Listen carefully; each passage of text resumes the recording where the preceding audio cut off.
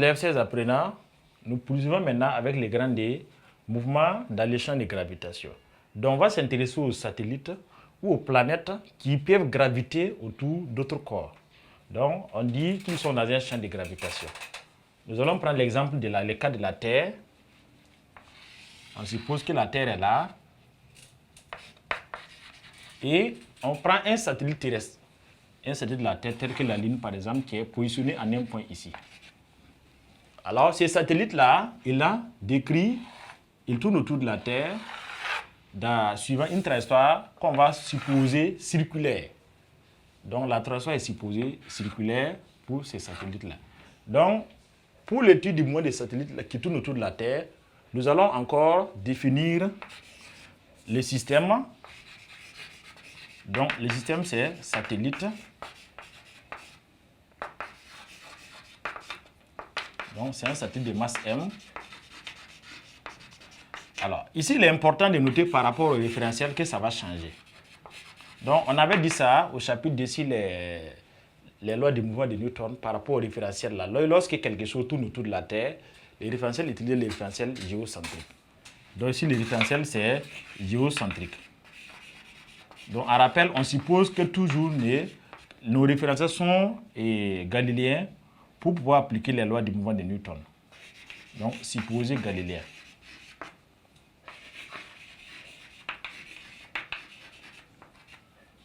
Donc, et les satellites sont soumis à quelle force?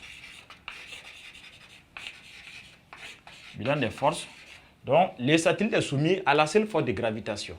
Donc, l'attraction que la Terre exerce sur elle, c'est ce qui maintient ces satellites-là dans ces mouvements. Donc, bilan des forces, la force de gravitation.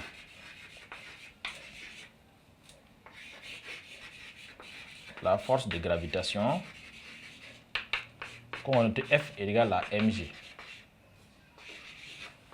Donc, ce qu'on a vu ici, les champs de gravitation, force de gravitation, on a vu que F faisait M1 fois MA fois MB sur R au carré, alors que G faisait MA sur R au carré, tout court. Donc, ce qui veut dire que la relation entre F et G est égale à F égale à M fois G. Donc, nous allons aller voir comment évoluent ces satellites-là, quelle est la nature du mouvement des satellites. Donc, nature du mouvement. On a déjà dit que le mouvement est circulaire. Donc, nous allons voir est-ce que le mouvement est uniforme ou est-ce qu'il n'est pas uniforme pour avoir les informations complètes sur sa nature. Donc, nous utilisons toujours la RFD. Donc, les bilans des forces, on rappelle, donc la particule, le satellite est soumis à la seule force de la gravitation qui est définie par F égale à mg. Donc, la RFD, c'est cette force que nous allons utiliser et puis on déduit la nature du mouvement. Donc, RFD, donc c'est la MA est égale à la somme des forces extérieures. Donc, ça nous donne MA. Les forces extérieures dans le bilan, c'était la seule force. Donc, est égale à F, alors que F vaut M fois G. Donc, ici, on va faire le G différence. Donc, ici, le G, on note avec grand G différent de petit G, qui est le champ de pesanteur. Donc, comme nous avons MM, on retrouve alors que A égale à vecteur G. Donc, voici la relation que nous avons entre A et G. Alors, donc, dans l'autre chapitre également, qui portait sur la description des champs de gravitation, on avait dit que les champs de gravitation étaient radiales et centripètes. Donc, ça veut dire que le vecteur champ de gravitation part vers le centre. Donc, si on doit reprendre le vecteur champ de gravitation ici, elle vient vers comme ça. Donc, voici, elle vient vers le centre de la Terre qui l'attire vers elle. Donc, quelles sont les coordonnées du vecteur accélération ici? Ici, il convient de savoir, comme nous sommes dans un mouvement qui est approximativement circulaire, on avait dit depuis le premier chapitre qu'il faut utiliser un repère de freinée.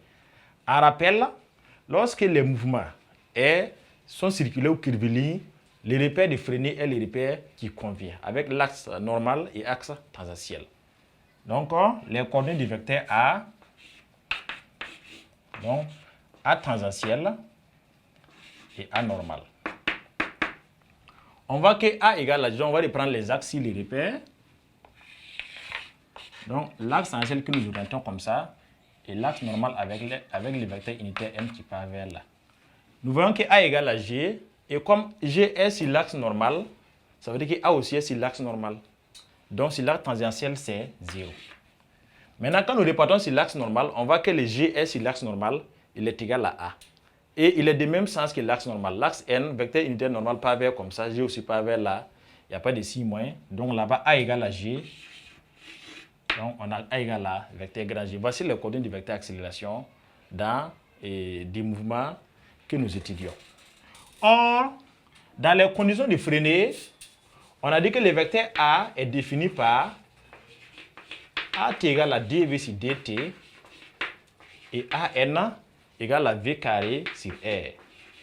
Donc R étant les rangs de la courbure, on va égaliser, comparer les A tangentiels avec les A tangentiels du contexte que nous avons avec les A tangentiels proposés par freinée. Donc AT égale à AT, donc nous permet de dire que 0 égale à dV sur dt. Donc dV sur dt égale à 0. dV sur dt, c'est la dérivée de la vitesse qui est égale à 0. Et quand une dérivée est égale à 0, ça veut dire que la vitesse elle-même est égale à constante. Donc ça veut dire que V égale à une constante. Ainsi, on vient de montrer que le mouvement est uniforme. Donc, comme la dérivée de la vitesse est nulle, ça veut dire que la vitesse elle-même est constante. Et un mouvement où la vitesse est constante est appelé mouvement uniforme. Donc, le mouvement est uniforme.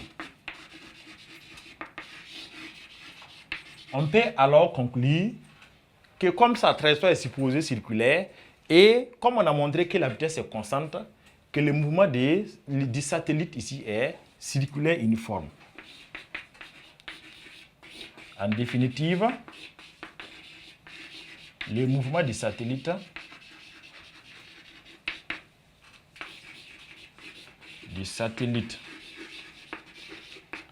est circulaire et uniforme.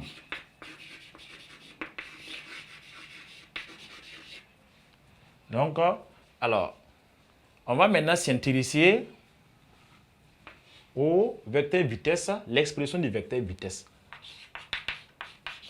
Expression, bon, on va parler de la valeur de la vitesse, là c'est encore mieux, de la valeur de la vitesse. Expression de la valeur de la vitesse. Donc, quelle est la valeur de la vitesse?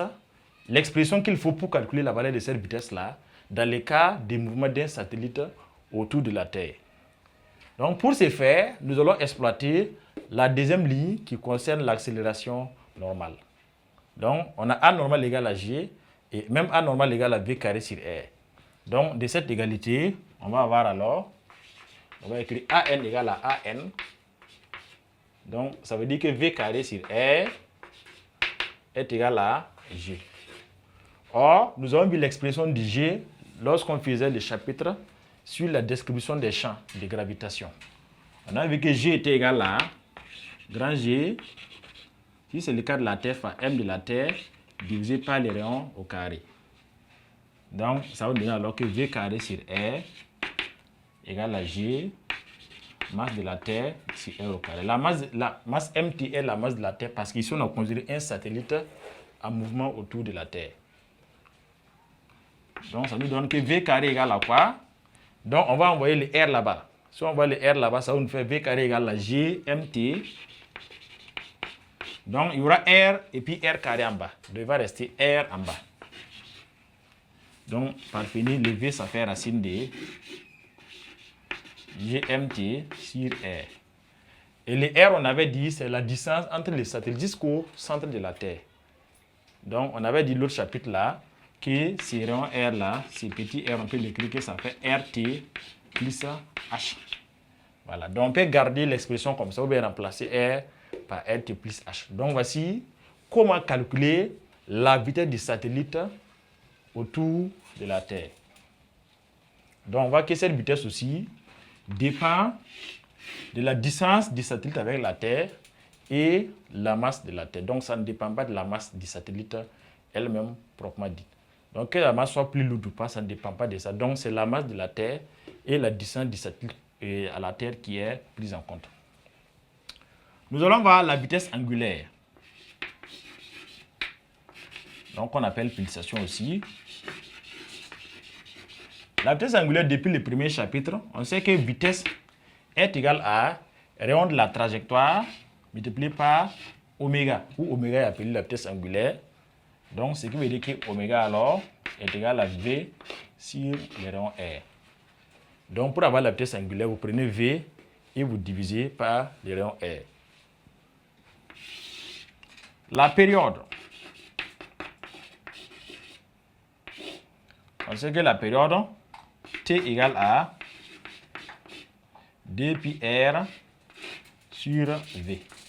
Alors, on peut faire 2 pi R sur V ou bien 2 pi sur oméga tout court. Avec 2 pi R sur V, vous avez le V qui est là et vous divisez par, vous faites 2 pi R divisé par ce V là. Donc, ça vous fait alors 2 pi R divisé par le V qui est là. Comme le V est, comme c'est divisé par V, on va inverser. Ça va faire multiplier par R sur GMT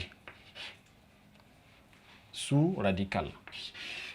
Donc, on dit divisé par V. Divisé par V, comme V, ça fait racine de GMT sur R. Donc, ça revient à multiplier par racine de R sur GMT. Donc, la période T alors égale, on va mettre tout sous radical. Nous aurons 2 pi R. On va mettre les R là sous radical. Donc, si les R passent, ça va faire sous le radical, ça fait R au cube maintenant sur GMT.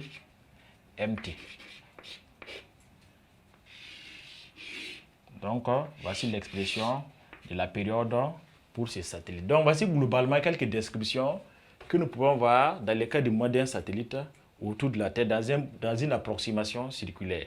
Donc, sachez que ce mouvement-là est circulaire et uniforme. Circulaire, ça c'est déjà donné. Uniforme là, alors on va exploiter l'accélération dans les conditions de l'exercice là, donner les coordonnées du vecteur A dans les conditions et comparer aux coordonnées d'un vecteur A dans le cas des coordonnées de Freinet.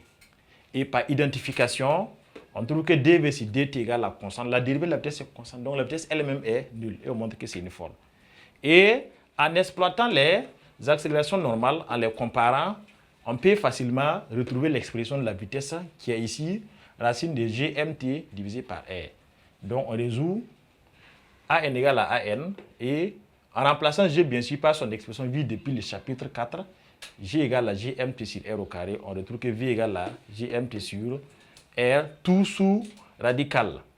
Et pour les vitesses angulaires et périodes, on peut aisément les retrouver aussi. Maintenant, pour les satellites, il y a certaines formes de satellites qu'on appelle des satellites géostationnaires. Et un satellite géostationnaire, c'est quoi? Donc, nous allons revenir sur cela avant de passer à un autre point.